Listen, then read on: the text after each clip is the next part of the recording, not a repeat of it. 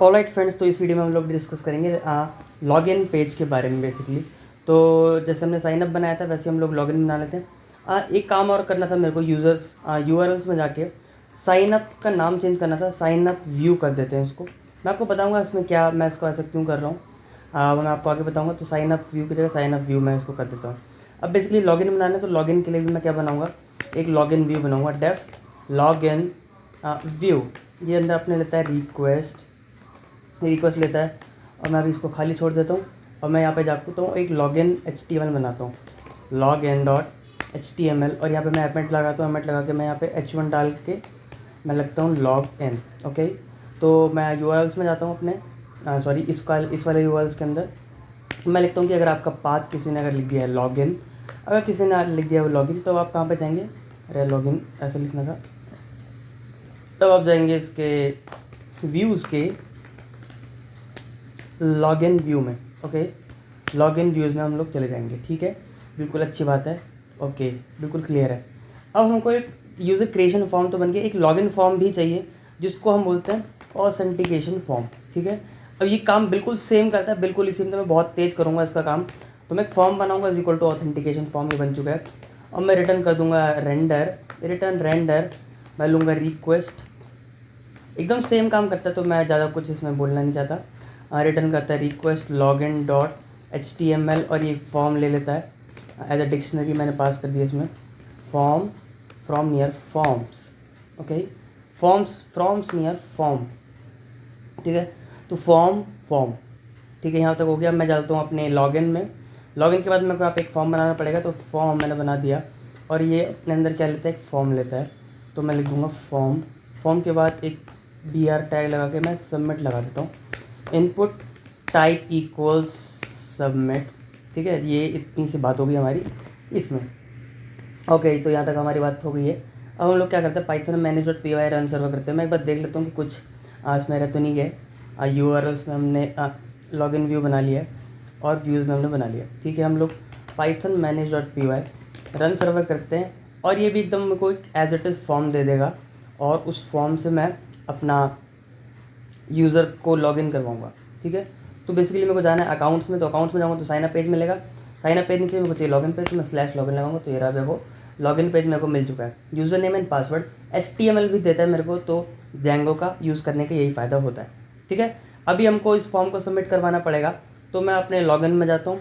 इसका मैं method is equal to क्या करूँगा, आपको पता ही है मेथड मैं क्या करने वाला हूँ, पोस्ट, और इसकी एक्शन मैं रखूँगा कि इसी पन्ने पे रहो आप, इसी पन्ने वालों इसी पेज पे आप लोग रहें। ठीक है, और ये मैं आपको पता ही क्या लिख रहा हूँ, मैं लिख रहा हूँ CSRF टोकन। ठीक है, CSRF टोकन, ये पोस्ट रिक्वेस्ट में हमको लगाना पड़ता है Django के अंदर। ठीक है, यहाँ तक हमारी बात क्लियर हो गई है।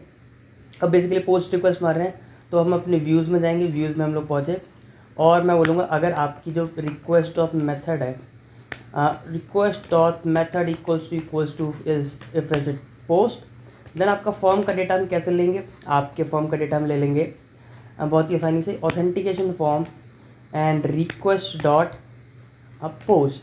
ठीक है, ये हम ले लेंगे। बट मैं डॉक्यूमेंटेशन देख रहा था, तो उन्होंने यहाँ पे डेटा लिखा हुआ था, तो आपको डेटा यूज़ करना पड़ेगा यार, कि आपका डेटा आप कुछ ऐसे लिखते हैं, data is equal to request dot post. ठीक है, आपका ये हो गया। अगर आपका फॉर्म वैलिड है, जो आपने डेटा लिया, इफ़ इज़ इट वैलिड, तो हम क्या करेंगे, लॉगिन करवा देंगे। सिंपल सी बात है, अगर आपकी कुछ चीज़ वैलिड होती है तो हम लॉगिन करा देंगे, मतलब हम रिटर्न कर देंगे रीडायरेक्ट हमको पता है, और हम आर्टिकल लिस्ट दे देंगे इसको। आर्टिकल लिस्ट जैसे हमने यहाँ पे रीडायरेक्ट करी थी, और ये आपको पता ही है क्या होता है आर्टिकल लिस्ट। बेसिकली मैं एक नेम के हिसाब से इस चीज़ को टारगेट कर रहा हूँ। ठीक है, तो मैंने रीडायरेक्ट कर दिया।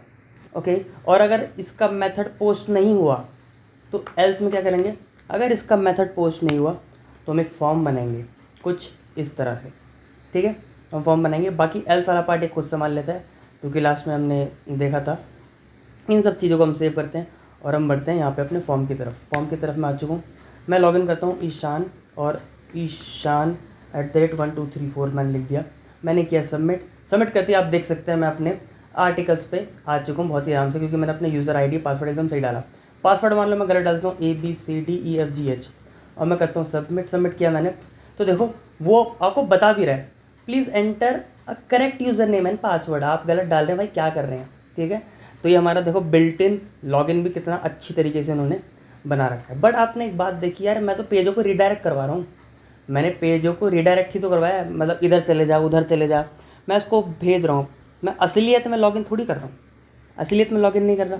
तो बेसिकली मेरे को ना लॉगिन करना पड़ता है इसके अंदर, एक तरह से असलियत में आपको लॉगिन करवाना पड़ता है। तो उसके लिए हमको ना लॉगिन को इंपोर्ट करना पड़ता है। तो मैं बोलूँगा फ्रॉम django.contrips.auth import login, ठीक है। अब लॉगिन एक मेथड होता है, ये एक ऐसा मेथड होता है कि आपका ये लॉगिन करवा देगा। लॉगिन कैसे करा देगा, आप लोग सोच रहे होंगे यार वेबसाइट में लॉगिन कैसे। यार वेबसाइट में लॉगिन कुछ इस तरह से कि अगर मैं यहाँ जाऊँ और मैं यहाँ पे जाके अब मैं अपना एडमिन में जाऊँ, एडमिन में गया तो मैं लॉगिन हो रखा हूँ ऑलरेडी, तो मैं काम करता हूँ लॉग आउट कर लेता हूँ, ठीक है। मैं as a user, as a super user, मैंने सुपर यूज़र से भी लॉग आउट कर लिया, ठीक है। मैं अकाउंट्स में गया, अकाउंट्स के बाद मैं गया अपना लॉगिन के अंदर, ओके। मैं लॉगिन के अंदर आ चुका हूँ। अब बेसिकली मेरे को जैसी मैं मेरा वैलिड है तो मेरे को रीडायरेक्ट तो करना ही है। रीडायरेक्ट तो चलो आप जो भी कर रहे हो आप ठीक है, बट ना आप लॉगिन भी करवा दो। मैं चाहता हूँ कि आप लॉगिन भी करवा दें। तो लॉगिन हम कैसे कराएंगे, तो उसके लिए बहुत ही सिंपल सा तरीका है कि आप अगर वैलिड है आपका यूज़र, तो आप ना उस यूज़र को ले लें पहले फॉर्म से।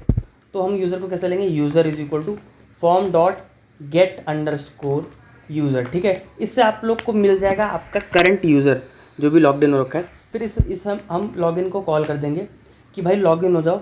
लॉगिन वाला पहला आर्गूमेंट लेता है रिक्वेस्ट और दूसरा आर्गूमेंट लेता है ये यूज़र, ठीक है। इतनी सी बात है, ये लॉगिन का ऑप्शन हो गया। इसके बाद हम चाहें तो रिटर्न रीडायरेक्ट और रीडायरेक्ट हम कहाँ पे करने वाले हैं, आर्टिकल लिस्ट में। तो मैं इसको कॉपी पेस्ट ही कर लेता हूँ यार, मैं थोड़ा हो रहा हूँ आलसी लिखने में, और मैं इसको कर लेता हूँ कॉपी पेस्ट कुछ इस तरह से, ठीक है। तो लॉगिन एक क्या था मेथड होता है, जो कॉल कर दो तो आप लॉगिन हो जाओगे वेबसाइट में। और यूज़र इज इक्वल टू आपका करंट यूज़र आपको इससे मिल जाएगा, और यूज़र आपको पास करना पड़ता है इसमें, एज सिंपल एज दैट। तो अभी आपने देखा मैंने एज अ सुपर यूज़र मैंने लॉग आउट किया था, ठीक है। तो अब मैं अपना सुपर यूज़र का आईडी पासवर्ड डालता हूँ जो कि जयंत और जयंत है, ठीक है। मैंने डाला मैंने करा सबमिट, मैंने सबमिट किया तो देखो मैं यहाँ पे आ चुका हूँ, ठीक है। मैं यहाँ पे आ चुका हूँ। अब मैं एडमिन पे जाऊँगा ना, जैसे मैं एडमिन पे जाऊँगा खटाक से खुट मारूंगा तो ये देखो क्या हो गया, ये देख रहे हो मैं लॉगिन हो चुका हूँ। बल्कि मैंने लॉगिन तो मैंने किया ही नहीं है, मैंने वेबसाइट में लॉगिन किया तो मैं पूरी वेबसाइट में लॉगिन हो गया। तो यही हमारा क्या होता है, यही हमारा होता है बेसिकली लॉगिन मेथड।